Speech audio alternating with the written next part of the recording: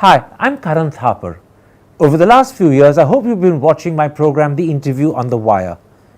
During that period, I've interviewed doctors, politicians, businessmen, scientists, authors, and even the occasional Nobel laureate. For me, it's been exciting. I hope it's been enjoyable for you. But these, as you know, are tough times, and if this program is going to remain bold, independent, and sometimes even defiant, then I think we need your support. At the end of the day, it's a truism, but editorial independence is best defended by the viewers. So if you would like this program to remain the way it is, forthright, outspoken, and interesting, then would you consider supporting us? All you have to do is to click on the description at the bottom. But more than anything else, I hope you will continue to watch the interview. Your viewership means an awful lot to me. Thank you for your time. Goodbye.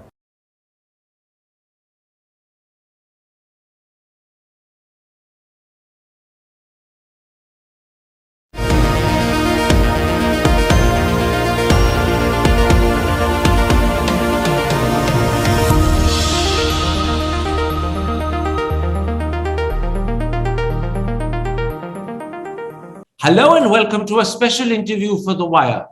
Has Gotabaya Rajapaksa's resignation cleared a political path to a solution to the crisis in Sri Lanka, or are there still awkward problems that remain to be tackled? That's one of the key issues I shall raise today with a senior researcher and independent policy analyst in Sri Lanka, Amita Arudpragasam. Amita Arudpragasam, yesterday, Gotabaya Rajapaksa's resignation was formally delivered in writing to the Speaker. This morning, the Speaker has accepted it. There were celebrations that went on in Colombo into the wee hours of the morning. But tell me, the next morning today, what is the mood in the capital? Thank you, Karan, for having me on your show. First of all, yes, we saw fireworks last night as this announcement came in, but there was still some suspicion about whether or not the official resignation letter signed by the president would come into the capital and be to the speaker in particular and be accepted. That doubt has now been cleared this morning as the speaker announced that the official resignation letter has been received. The atmosphere is, people are, I think, celebrating in part, but there is some anticipation about the next steps and questions around who will be elected as president as we go into the next steps of this parliamentary process. Now, as you said, the Speaker this morning has formally announced that Parliament will convene on the 16th, that is to say in 24 hours tomorrow. And he's also said that the process of choosing a new president will be completed in 7 days, which is pretty speedily. And it means that by the 23rd, next Saturday, you could have a new president in Sri Lanka. Will this be sufficient to reassure the protesters? Will the protests now wind down? Well, I think having the president resign is a big step in quelling some of the public discontent that we've been seeing since March. Having the president resign was a major demand of the protesters for several months. The protest then also took on the demand for having the Prime Minister, Ranil Wickremesinghe, also step down. So it remains to be seen what role Prime Minister and now acting President Ranil Wickremesinghe will play in the new administration and whether that will be acceptable to the protesters. The protesters have many other secondary demands as well, and the ability of the new government and the new Prime Minister and President to actually meet some of these demands will play an important role in determining how much public discontent is managed going forward. Let's come at this moment to the complications that remain to be tackled, which I referred to in my introduction, because the first and in a sense the biggest of those is Ranil Wickremesinghe himself. Now, under Sri Lanka's constitution, Ranil Wickremesinghe, who presently is the acting president, he was appointed to that position under Article 37(1) by Gotabaya Rajapaksa when he first resigned, now automatically will become interim president. And in fact, he will be sworn in today as interim president. And he will continue in that position either until he is endorsed by Parliament as the new full president, or until Parliament elects within 30 days another person as president from amongst the sitting MPs. But even in this limited capacity, will the protesters accept Wickremesinghe as interim president, even if it lasts only for 7 days? Look, I don't think I can speak to exactly how the protesters will respond. And I'm saying this because the protests actually are extremely decentralized. They're not organized by 1 or 2 or 3 people. And so there aren't, when representatives for the protest movement have come forward, they've often faced a lot of backlash because many individuals who have attended protests have various reasons for doing so, and have resisted the idea that there are 1 or 2 people who can actually represent the entirety of the protest. That the main 2 demands, it seems, there is consensus on, and all protesters across the spectrum of ideological difference agree that the president needed to resign and that the prime minister needed to resign. The first of these demands, as I said before, has been met. The second, we're not sure how that will be interpreted if Prime Minister Ranil Wickremesinghe, now acting President Ranil Wickremesinghe, or interim President Ranil Wickremesinghe, is re-endorsed by Parliament. Let's take that step by step. Before we come to the question of whether Ranil Wickremesinghe will be endorsed by Parliament as the new full-fledged president, something that's going to happen today and will be shown on Sri Lankan television is the swearing in of Ranil Wickremesinghe as interim president.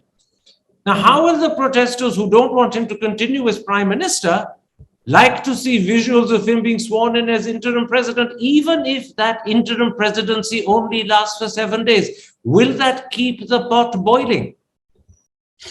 Well, I think since one of their demands have been met, protesters will, in some regard, be, feel encouraged by the momentum. But it's also important to remember that these protesters, unlike how they've been portrayed in international media, are actually a very politically literate group of individuals. It seems that they're responding very sensitively to the different developments politically. And I think many Sri Lankans are aware of, let me go back to that point. The protesters themselves, they often express their demands, their secondary demands, in terms of constitutional amendments or the interim government, or what they'd like to see in terms of a political arrangement. And so it's very likely that these protesters will understand what it means for Ranil Wickremesinghe to be in his position as an interim president or an acting president, as opposed to misinterpreting this as something that is a bad faith move. And I think it's very likely, given the amount of debate and discussion that protesters have and are actively having, that they won't misconstrue this as a bad faith movement. I take your point that politically literate protesters will accept that there is no alternative to Ranil Wickremesinghe being sworn in as interim president. That is what the constitution requires. That is what must happen if the constitution is to be observed. But there's a bigger complication beyond that. Parliament within 30 days has to elect a full-fledged president who will then serve out the remaining roughly 2 years of Gotabaya Rajapaksa's term. And this parliament has a huge majority from the Rajapaksa SLPP. In fact, I believe the SLPP have a 2/3 majority. What would happen if the SLPP choose to support Wickremesinghe as the new full-fledged president? In which case, he will be legally, democratically, constitutionally elected as the full-fledged president. What will the protesters do then? I think this is one of the big threats that the country faces, which is to say that the SLPP, the Rajapaksa's political vehicle, may actually abuse their parliamentary majority to push forward, one, a candidate that is not acceptable to the public, but also that they could use their parliamentary majority to push forward reforms that are not within the spirit of what the public is demanding.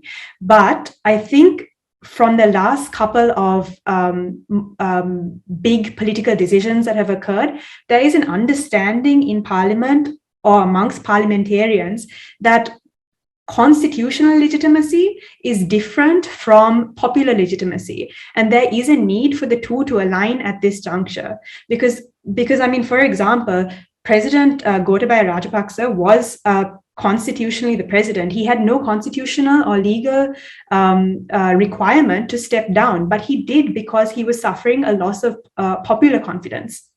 And so I think parliamentarians recognize to some degree at least, and if they don't, they are extremely foolish at this juncture. But I think they recognize that it's important to meet and continue to meet the demands of the people and public, or else what could happen to Sri Lanka is that it gets mired in this continuous cycles of popular resistance and protest and instability politically, which could derail the country's economic recovery process and derail their political futures, as well as the country, comes so close to losing faith in parliament and in elected representatives.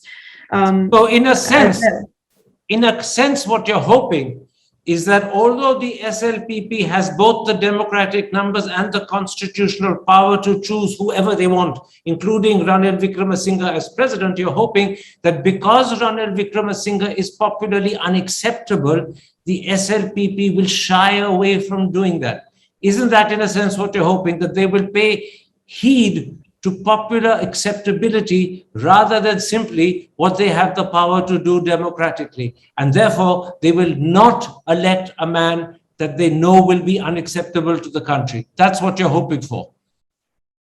Well, look, I'm not saying that we should always shun our what is possible constitutionally and democratically in order to meet the demands of a popular mass. That's not what I'm saying at all. I'm saying that it is clear that the SLPP has lost, in a way, its electoral mandate. They came into power with a particular mandate, and it's clear that the people don't believe they hold that mandate anymore. So did the president. And it's important for the people. Can I interrupt you there? When you say the SLPP has lost its popular mandate, you're putting your own interpretation upon that mandate, and you're not actually speaking constitutionally any longer. So let's leave our own individual opinions out of the picture.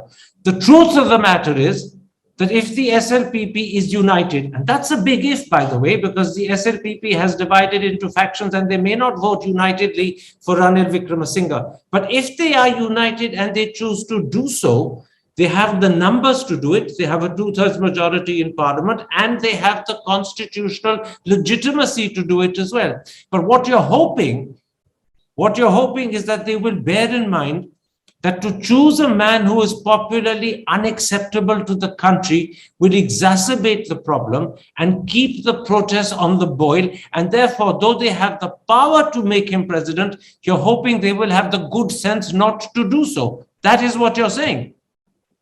I am hoping, you're right, I'm hoping that they listen to the public and that they're sensitive to what the public is demanding right now, because we are in crisis, and crisis management requires sensitivity to public demands. And this is a moment in which we cannot simply ignore public demands. I'm not making a judgment call on whether or not Ranil Wickremesinghe should be elected president or not. I think if that is the result of a consensus at Parliament, an all-party consensus. If the opposition agrees that Ranil Wickremesinghe should be president, if the SLPP agrees that Ranil Wickremesinghe should be president, if they all agree together to back this individual, then perhaps they will have the ability to communicate to the public why this is essential. And perhaps they'll have the ability to communicate. I think I understand your point. The only way the public can be convinced that Ranil Wickremesinghe is the right person to choose as the next president is if there is an all-party consensus behind him. That means not just the brute majority of the Rajapaksa SLPP, but also the Sajid Premadasa SJB must join in, and all the other smaller parties must join in. In other words, what you're saying is a unanimous decision by everyone to make him president might just convince the protesters to accept him. But if the SLPP uses their brute majority to ensure he gets the job, that would be unacceptable. Is that right? Yes, that's right. Yeah. So then what this means, Amita Arudpragasam, is that there are still uncertainties and complications that lie ahead. Gotabaya Rajapaksa's resignation hasn't simply cleared the path for a political solution to the crisis. There are a few more hurdles that have to be crossed. We've discussed them. We don't quite know how they will be crossed, but we will find out in the next 7-8 days. Isn't that right? That's right, yeah. Let's then come to another issue of importance. And this is another complication on the horizon, which perhaps hasn't got the attention it deserves. On Thursday, Colombo saw tanks on the streets. And this happened a day after Ranil Wickremesinghe, in his address to the country, said, and I'm quoting him, "I've given all the necessary powers to the military to bring stability." He also assured the military that there will be no political interference in any measures they take to restore order. Are you worried that behind the civilian facade of Wickremesinghe's face, there is a slide towards military rule happening? Well, I think given the costs of military rule in Sri Lanka, even if there is a low probability of that outcome, it's something I'm going to be worried about. I'm not sure whether Ranil Wickremesinghe is the face of military rule. If he is, it's something that all of civil society should condemn, and all of any politician or parliamentarian should condemn as well.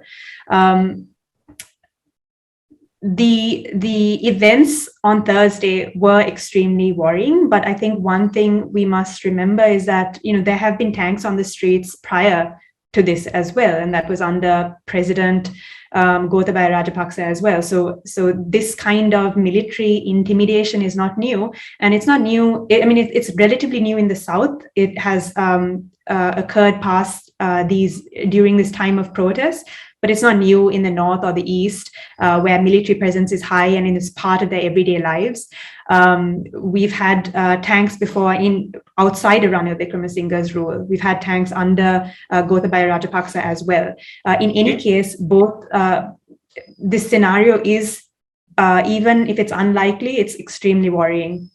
Let me ask you this. Do we have any reason, any credible reason to believe that Sri Lanka's army senior generals, particularly the Chief of Defense Staff, might have Bonapartist tendencies? Is there any reason at all to believe that? Or is that simply at this moment nothing more than speculation and perhaps exaggerated fear? I'm not sure how likely, again, the outcome is obviously extremely terrible and will erode all our Sri Lanka's democracy. The probability of military rule in Sri Lanka is another question. I think in particular, given that Sri Lanka is in an economic crisis, there are very little benefits that the military has to extract from our country at this moment. Secondly, the military doesn't really have the economic expertise to steer Sri Lanka out of the crisis. And we've seen that governance at this moment is going to be extremely difficult. Governance engagement with the IMF is going to be extremely difficult. And a third thing is, even if the commanders, push for some kind of military rule, it's not clear that the rest of the military will simply follow. We've seen during the recent protests that even when state buildings were being occupied by protesters, soldiers and military personnel simply stood down because the scale of these protests has been immense. And as a result, the military would simply be overwhelmed by the amount of resistance to them suddenly taking over power at this kind of juncture. That's a very good point you make. The soldiers actually come from the same background as the protesters. Their sympathies will lie with the protesters. It's very unlikely that the soldiers will support their commanders if the commanders were to try and attempt some sort of coup or putsch. Let's then come to another subject. How will history remember the Rajapaksa family? At the end of the civil war, and again in 2019, their popularity knew no bounds at all. Today, it's a very different question. That's my question to you. How will history remember the Rajapaksas? Well, as you and I probably both know, history is very fickle, and as time moves, people's perspective on political leaders changes as well. So I think it depends on two things. I think it depends on who you ask, and also actually on the legacy of the civil war as well. So a lot of people voted Mahinda Rajapaksa into power in 2010 on the basis of the fact that he had won, he had led the country to a complete military victory. That was the basis of his popularity, and later it would also form part of the basis of Gotabaya Rajapaksa's popularity as well. But if the legacy of the war, if the war is understood or differently in Sri Lanka, I think, and you know that I'm saying this because Sri Lankans really haven't reckoned with the true cost of the Sri Lankan civil war and its legacy. I think the perception of the Rajapaksas will change.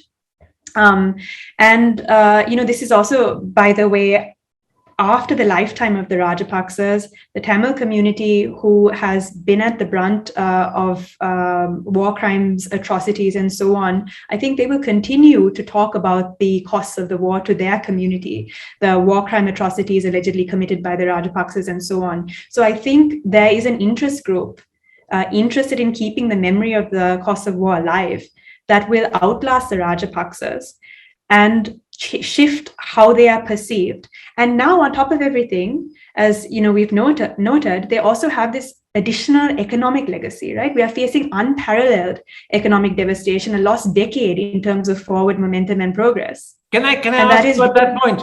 Clearly, the major problem Sri Lanka faces is an economic one. How much damage have the Rajapaksas done to the economy? And when I ask that question, I'm not just talking of the 3 years of Gotabaya Rajapaksa as president, but I'm also talking of the earlier 10 years of Mahinda Rajapaksa as president. How much damage have the Rajapaksas done to the Sri Lankan economy? Well, I'll answer that question by looking at other countries that have faced financial crises. I think the average for a country facing a financial crisis, a number of years that it takes to recover or go back to some of the pre-crisis indicators like output, unemployment, asset prices is around 4 or 5 years, right? So we'll say 5 years is going to be the time that it takes for Sri Lanka to go back to some of its output, unemployment, employment, and asset price levels. So 5 years for that, and then again 3 years of time completely wasted under Gotabaya Rajapaksa. The legacies of this economic crisis, therefore, will be at least 8 years. That's so why. In other words, what you're saying is the Rajapaksas have cost Sri Lanka 8 years of development. I would say 8 years is a conservative number. It's probably something like a decade in terms of the progress that we could have had in terms of, I mean, we're seeing so many costs right now that we can't even calculate the amount of brain drain that is happening, the kind of impacts on our children. For example, we have child malnutrition rates going up. We have had schools and universities closing, and educations being disrupted across the country. These are things that, you know, economists are very cautious about putting exact numbers to, but of course they have impacts on the future of our country. Absolutely. There's no doubt that the damage done is enormous, and it spreads across a large number of areas of the economy and daily life. And therefore, this leads me to the next question. Is there popular acceptance that to get back to where it once was, Sri Lanka will face a lot of hardship, sacrifice, and suffering? Are people prepared for that? It's not going to be an overnight change. Rajapaksa's resigned, a new president gets chosen, and everything is hunky-dory. Are they prepared for perhaps a decade of suffering and hardship?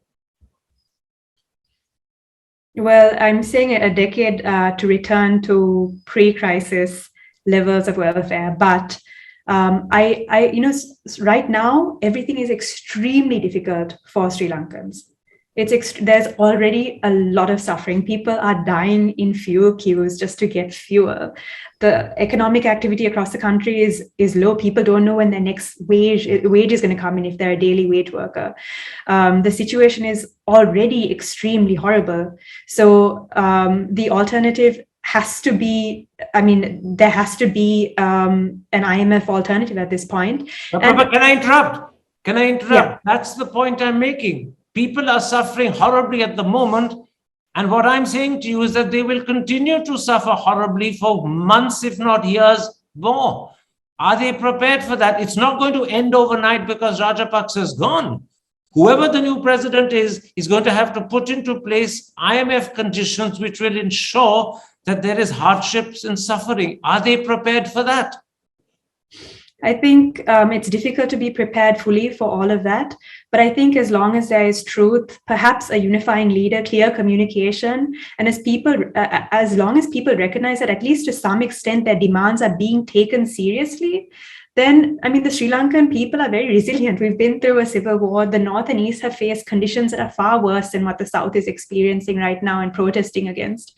And hopefully they will push through, like especially if there is an understanding that all the bad faith moves made by the previous government, all the cosmetic political maneuvering, if that stops, if the people are given a clear picture of the state of the economy, and by the way, they have been lied to consistently about the state of the economy. We've been told that our debt has been sustainable when it was clearly not for several years, and then we defaulted, demonstrating, You're saying that if they're told the truth, they will accept it and they will be prepared to bear the consequences. That's what you're saying.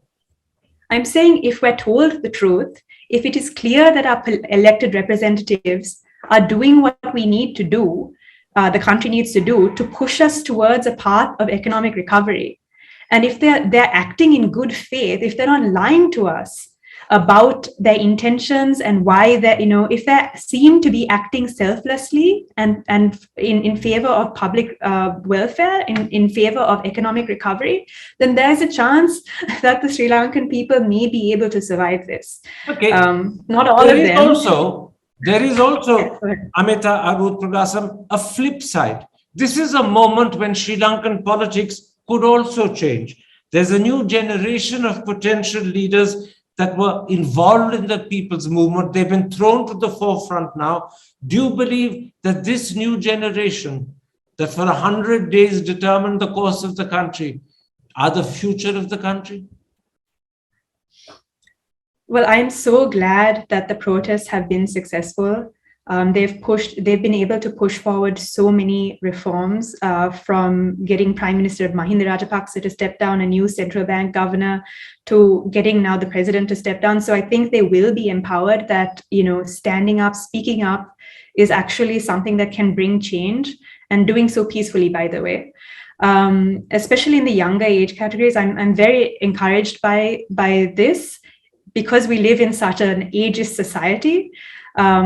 We've seen protesters from different class groups demonstrating an active interest in politics. But that being said, I would be cautious about endorsing any one of the leaders of the protest, or all of the leaders of the protest, just because the protests have been so decentralized and so unorganized, and each protester and representative may actually represent something very different. The protesters disagree on their methods. They have been, in some cases, associated with behaviors that are non-conducive to democracy or anti-democratic. In some cases, they're extremely peaceful. They're extremely, creative, and it's been very encouraging to watch. So the main point you're making is that there is a new generation of leaders that will soon come to the forefront. That you agree with, don't you? I do agree that there has been some kind of space opening up and a new type of political awakening in the country amongst younger groups.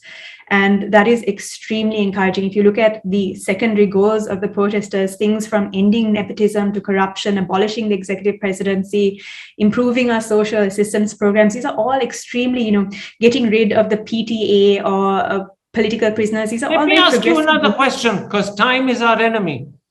Yeah. Sri Lanka is a country that for decades has been badly divided along ethnic religious lines.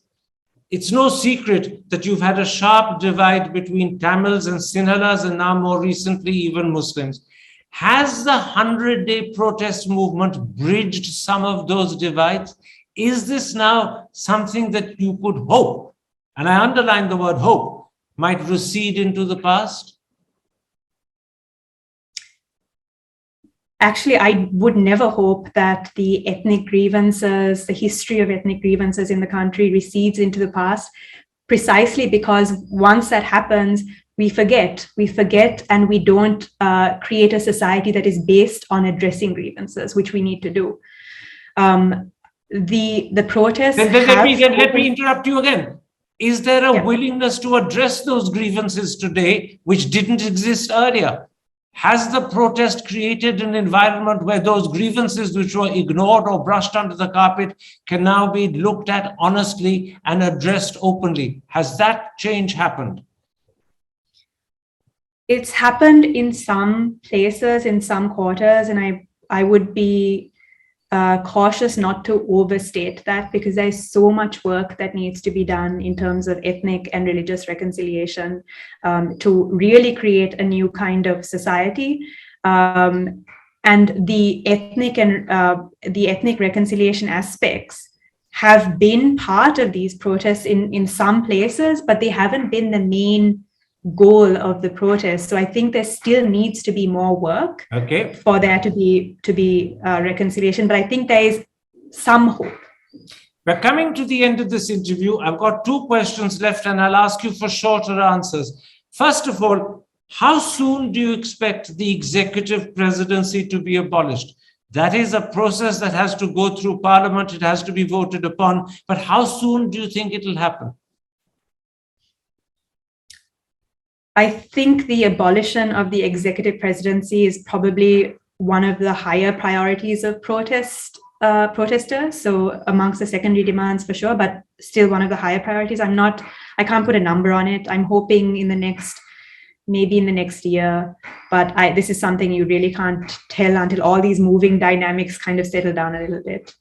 And my last question, do you have any sense of what your country will look like 1 month from now? And is it possible to look further down the road, 6 months or a year from now, and say what Sri Lanka will look like then? Or is that just too far to tell?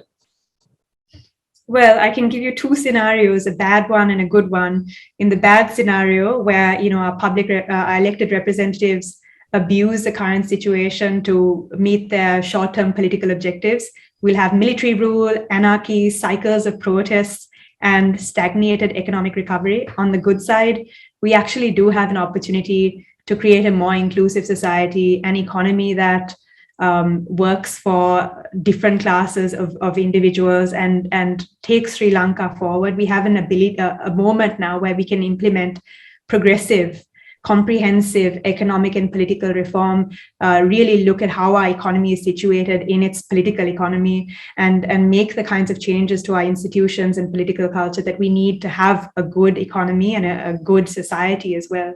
So this is a turning point. Sri Lanka is at a fork in its history. It can either go down the good route or the bad route. This is a critical turning point. Yes? This is, yes. Amita Arudpragasam, thank you very much for this interview. Good luck, take care, stay safe. Thank you, Karan. Hi, I'm Karan Thapar. Over the last few years, I hope you've been watching my program, The Interview on the Wire. During that period, I've interviewed doctors, politicians, businessmen, scientists, authors, and even the occasional Nobel laureate. For me, it's been exciting. I hope it's been enjoyable for you. But these, as you know, are tough times. And if this program is going to remain bold, independent, and sometimes even defiant, then I think we need your support. At the end of the day, it's a truism, but editorial independence is best defended by the viewers. So if you would like this program to remain the way it is, forthright, outspoken, and interesting, then would you consider supporting us? All you have to do is to click on the description at the bottom. But more than anything else, I hope you will continue to watch the interview. Your viewership means an awful lot to me. Thank you for your time. Goodbye.